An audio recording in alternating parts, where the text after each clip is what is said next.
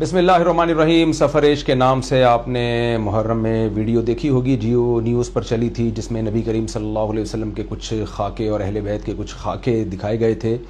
اگرچہ جیو نیوز والوں کی نیت توہین رسالت کی نہیں تھی، کوئی مسلمان اس کا سوچ بھی نہیں سکتا، لیکن بہرحال یہ عمل ناموس رسالت کے بہرحال خلاف ہے، جس پہ عوام نے احتجاج کیا اور پیمرا نے اس پہ نوٹس لیا.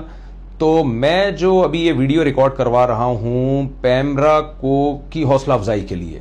ایسے موقع پہ عوام کو چاہیے کہ اگر حکومتی اہلکار اس پہ نوٹس لیتے ہیں تو ان کو اپریشیٹ کرنا چاہیے، اور حکومت نوٹس اگر نہ لیتی اور پھر لوگوں میں اشتعال پیدا ہوتا، اس کے نتائج زیادہ سنگین نکلتے ہیں. گورنمنٹ کو یہ اکثر اعتراض ہوتا ہے کہ بھئی یہ عوام کیوں احتجاج کر رہی ہے. بھئی جب آپ نوٹس نہیں لیں گے تو پھر عوام احتجاج کرے گی نا.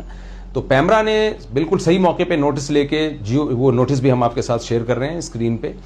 تو پیمرا کا پہلی بات تو شکریہ، اور میں سمجھتا ہوں اس شکریہ میں میرے ساتھ ہر وہ شخص شریک ہوگا جو بھی یہ سمجھتا ہوگا کہ پیمرا نے یہ نوٹس صحیح لیا ہے اور صحیح ٹائم پہ لیا ہے.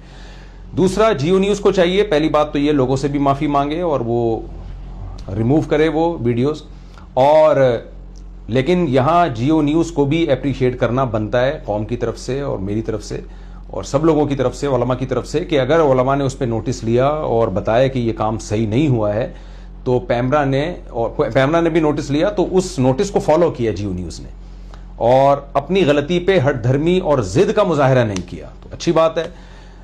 نبی کریم صلی اللہ علیہ وسلم نے فرمایا، اللہ تعالیٰ کہتے ہیں کلکم خطاؤن وخیر الخطائین التوابون. ہر شخص سے خطا ہو سکتی ہے، بہترین خطا کار وہ ہیں جو اپنی غلطی پہ ڈٹے نہیں بلکہ اس کو ایکسیپٹ کر لیں اور اس پہ معافی مانگ لیں.